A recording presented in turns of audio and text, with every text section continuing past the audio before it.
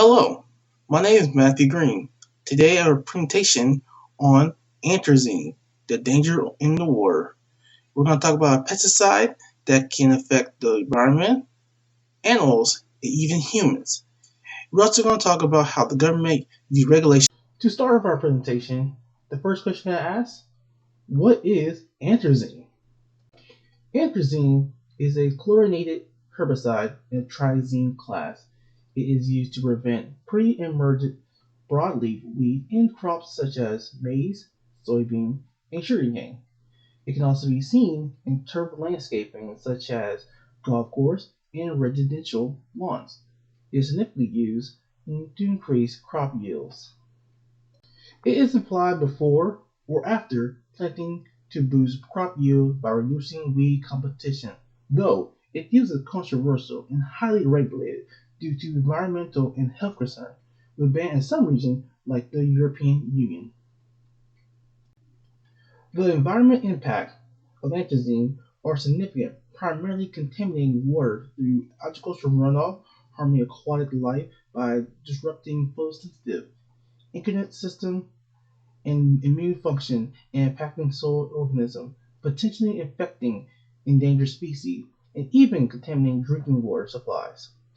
Is widespread pollution that affect everything from soil bacteria to fish and amphibians, altering hormone balance and development, even at a low level, leading to reproduction issues and reduced survival. The effect on humans. The overall evidence from epidemiological studies indicate that there is a slightly increased risk of non-Hodgkin lymphoma among farmers exposed to atrazine. There also suggested evidence of weak association between trizine atrazine exposure and the increased risk of prostate, breast, and ovarian cancer. The regulation. The EPA has set a maximum amount of atrazine allowable in drinking water of 3 micrograms per liter.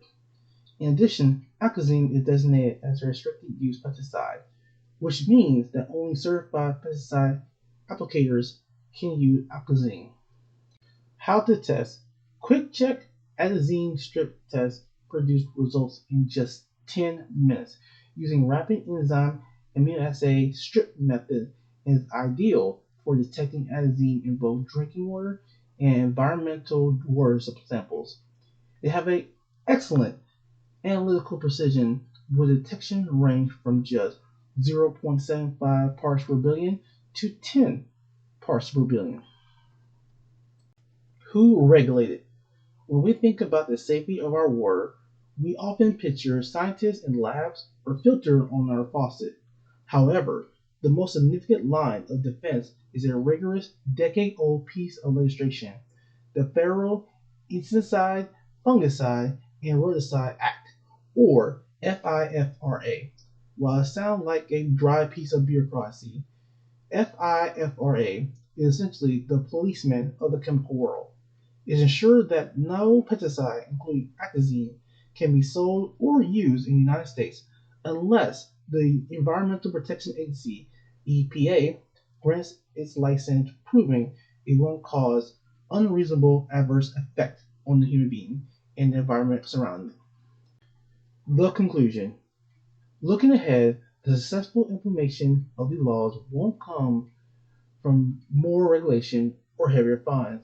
It will come from a shift towards transparency and partnership. Government officials need to provide community with real-time water quality data, moving away from OPEC annual reports and towards a system where a rural family can check their water safety as easy as they can check the weather. At the same time, we need to involve agricultural communities as allies rather than adversaries by incentivizing precision agriculture, technology that will allow farmers to use significantly less atrazine while maintaining their yields. We can reduce the chemical load in our environment without destroying the farmer livelihood. When the laws start being the rigid set of thou shalt not and become more of a framework of innovative and shared data, we share a system that truly protects the environment and the people who live in it. I'd like to say thank you for listening to my presentation about atrazine and how it affects the environment, the humans, and also the animals with its usage, and why it had to be regulated throughout our time history. Here are my references that I used throughout the project that helped me to make this prediction. Thank you and have a good day.